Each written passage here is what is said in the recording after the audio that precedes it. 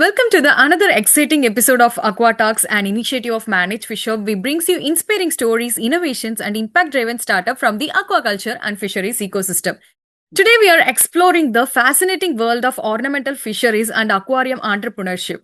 Joining us is Mr. Sagar Bora, founder of Dharampet Aquarium and Pet Shop and Flip and Fin Shop. Mr. Sagar, it's pleasure to have you with us to welcome to our podcast Aqua Talks. How are you? I'm good, ma'am, for welcoming this in this program and giving us this opportunity. Thank you so much. Yeah, sir. So let's start from the beginning. So could you tell us like a little about yourself and how your journey into the aquarium industry began? Was it always your dream or did it begin as a hobby that gradually turned into a business? How it's all started? From my childhood onwards, I was very close to the animals. Every time I used to work with animals, go to the pet shops, go to the different kind of pets and everything. I used to have aquarium at my home itself. So that made me fascinate to these things. And after like 10 till 10th standard, I had a lot of small pets, but I was not getting a lot of money from home.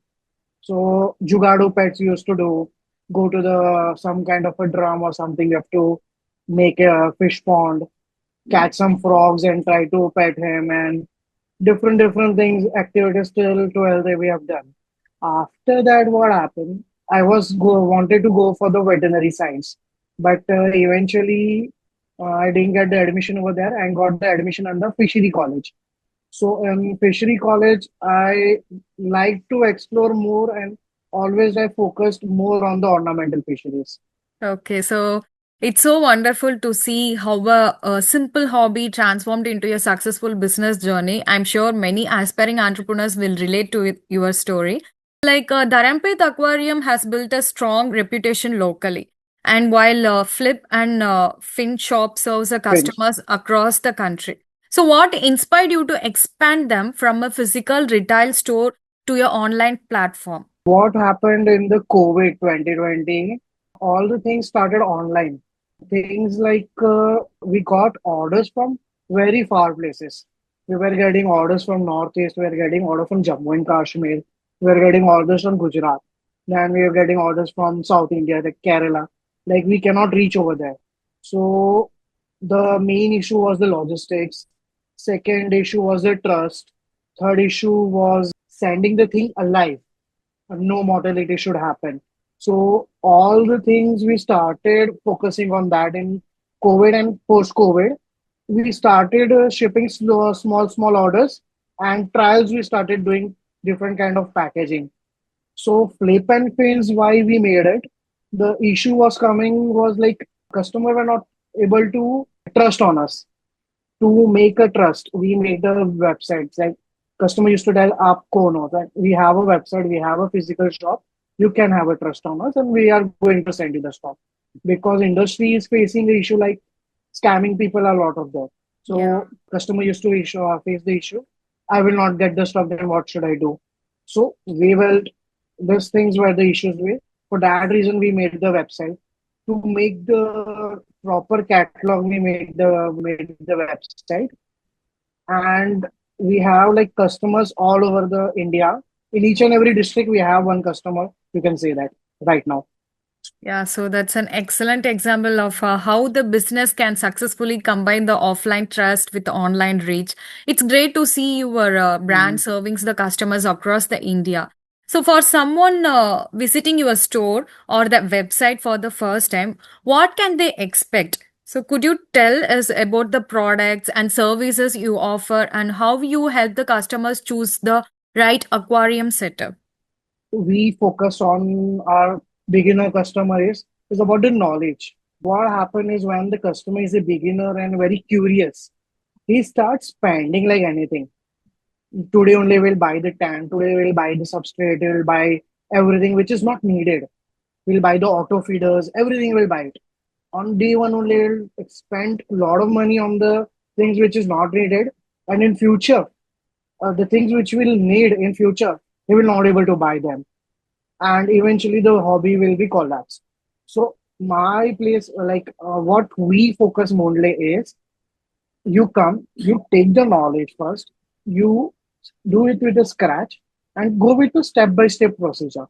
Take the tank, cycle the tank, make proper filtration, have a good biological media, have a good bacteria in your aquarium. After that, make work on decor. After that, work on lighting. After that, add the fishes. What things happen in the market is like people like ये भी ले लो, वो भी ले लो, ये भी ले लो, and everything just they buy everything together. They take the fish. Eventually the fish dies. The thing happen is like, अरे मर गया. Now I don't want to pet it. So eventually that hobby crashes down. Yeah. So to avoid that, we do is like do slowly and steadily and move ahead and have a good hobby. Yeah, so you not only provide the product but also guide the customers in making the right choices. So that customer centric approach is really valuable one, sir. So actually, in recent years, we have seen more people developing an interest in the aquariums, not just as an hobby, but also be the part of like home decors and the wellness. So, from your experience, what do you think in driving the growing interest, this interest, and how has the customers' preferences changed over the years? Earlier, we had an aquarium like a normal tank, color stones, low penetration light, a cover, and this was the aquarium hobby. And any kind of a tank mates. A fungaceous fish, which is an edible fish, has been added, a goldfish is added, and no proper tank mates. And this kind of activities used to happen earlier. But now the people are learning, adapting, and they want to explore more. So now the concept of aquascaping has came. A proper natural jungle should be like the things which is underground water of a Nile, underground of water of a Amazon, a replica of a Lake Congo. That replica they want inside there a proper tank. So what people have started doing the aquascaping.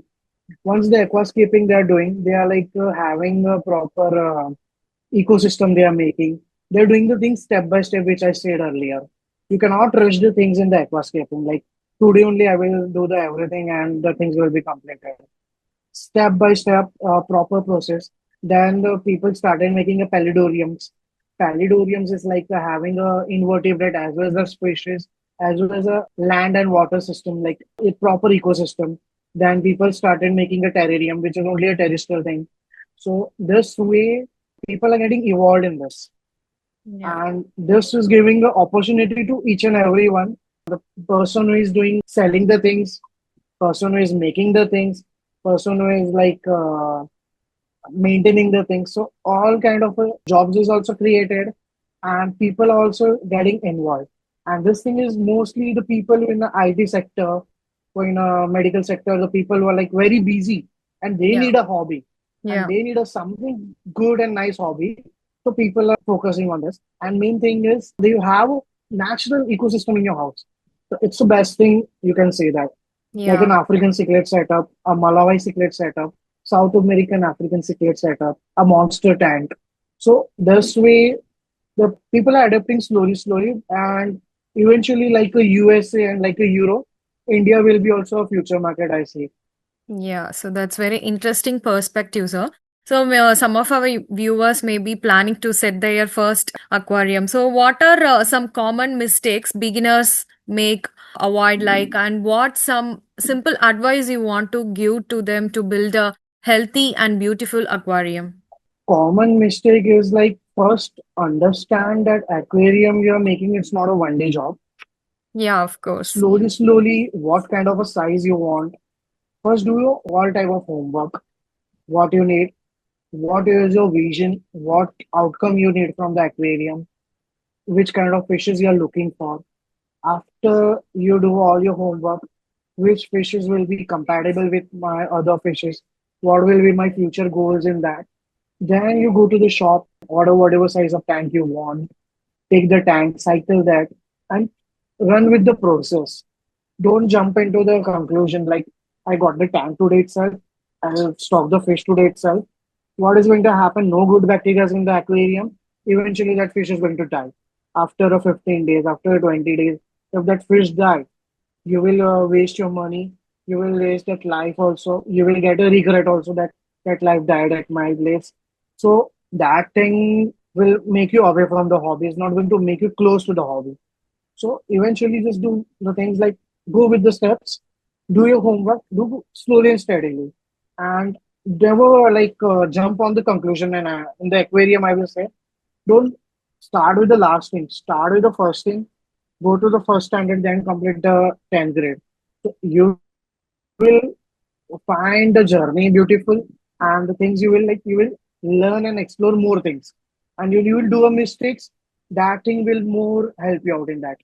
Of course, running an aquarium business is not just about selling the products or anything. It's also about guiding the customers and helping them care for the living organisms. And how important has customer education been in building the trust and long-term relationships? Basically, customer what and consumer want is like whatever fish I choose, it should stay with my fish, which I have at home.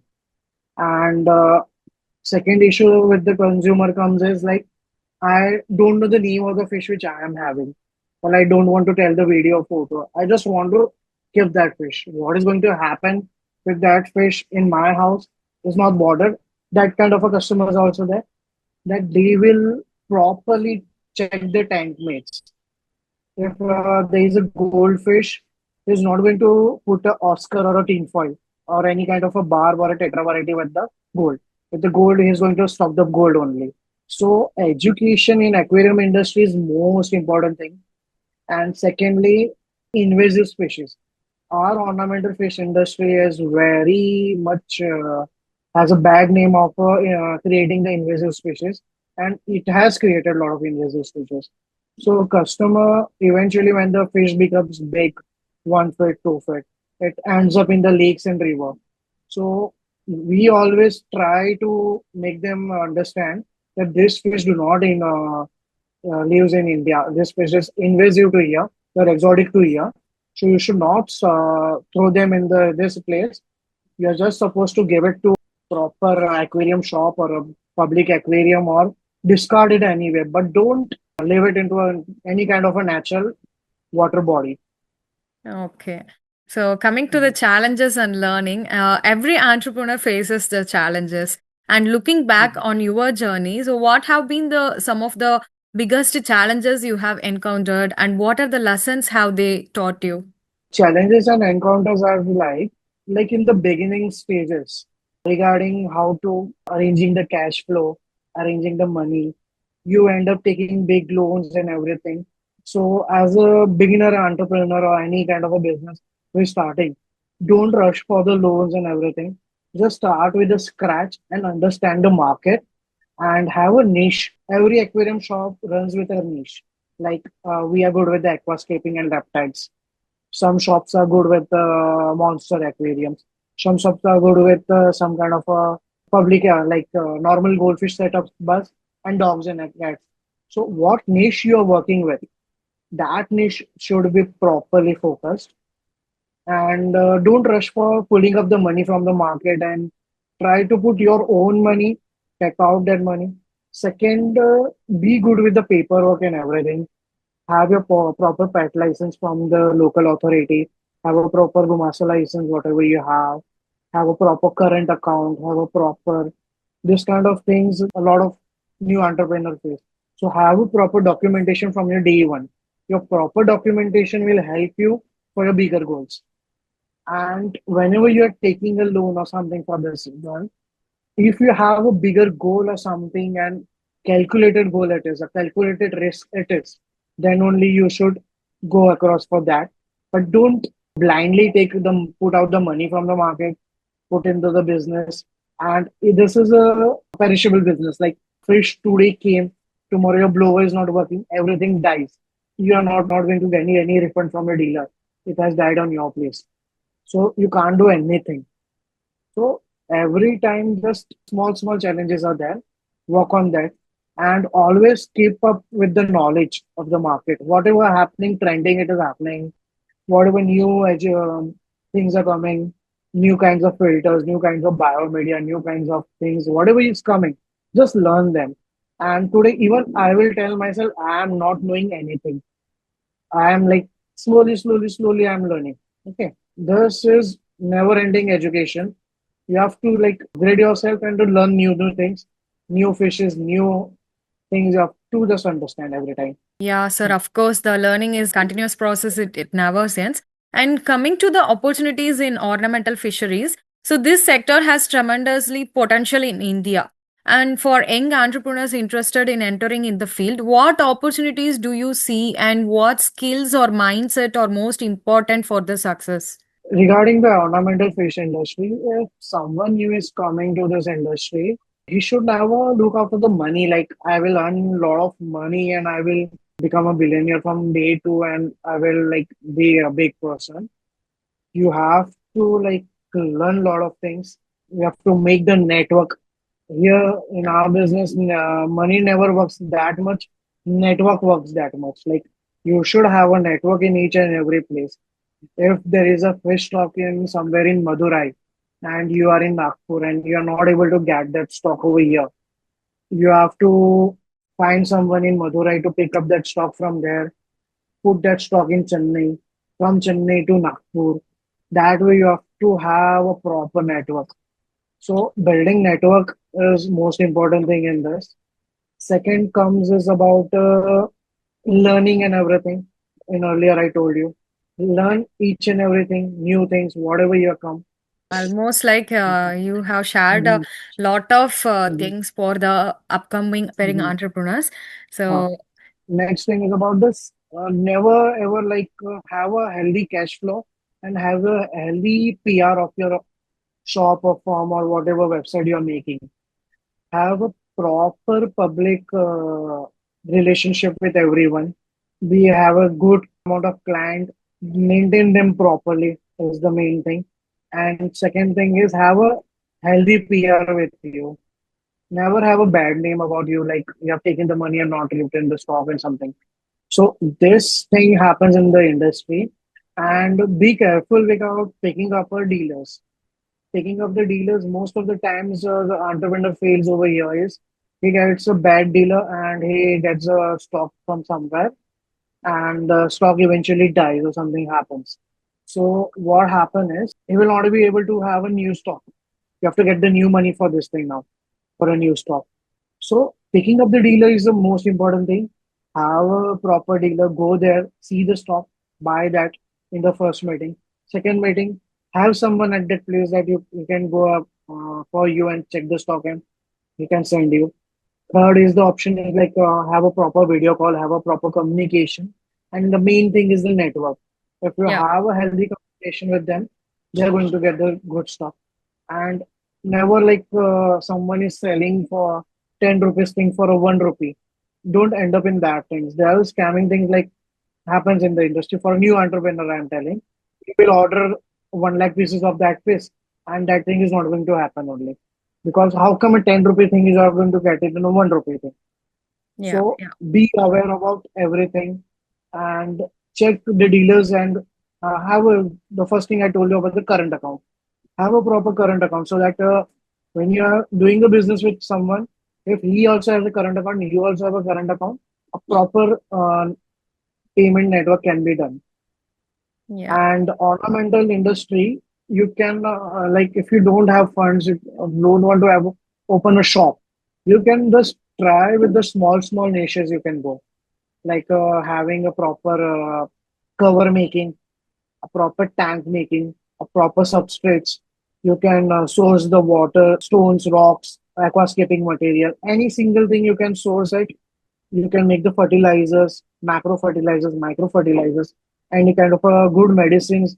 If you are from a pharma industry, if you are from aqua fisheries graduate, your background, someone source a good kind of a thing, and small niche can make you a big thing. yeah. Okay, so that's really very useful message for the young entrepreneurs. So thank you for sharing your valuable insights and encouraging the next generation to explore the opportunities in the aquarium sector. Thank you, sir. And also, sir, we are almost into the end of the session. And I wanted to ask you like this, you are the alumni of the College of Fishery Science, Mapsu, Nagpur, right? And you have Yes, mentioned ma'am. all this started during your UG days, that those hobbies and everything. So how it's like, what kind of impact it's created you to create to start this venture business? College was little helpful for me every time regarding the learning process and everything. And I had my mentor, Tilvekar sir, who is now dean of the college. He's also very much helpful to run everything, each and every phase. And Shamkan Silke sir, the aquaculture assistant professor, he was very helpful to me. So this thing helped me in growing my things and to shape up the things. So Yeah. college was very much helpful for me and things with the college and aligning with the college. I was able to cope up more in the market.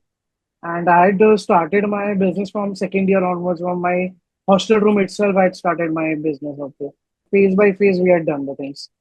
Yeah, so that's so nice, sir. Of course, it is one of the inspiring story for the many aspiring entrepreneurs, especially the fishery students, of course. So thank you so much, Mr. Sagar, for sharing your inspiring journey and valuable insight with us. Your story shows how passion, dedications, and the innovation can transform a local business into the brand serving customers across the India.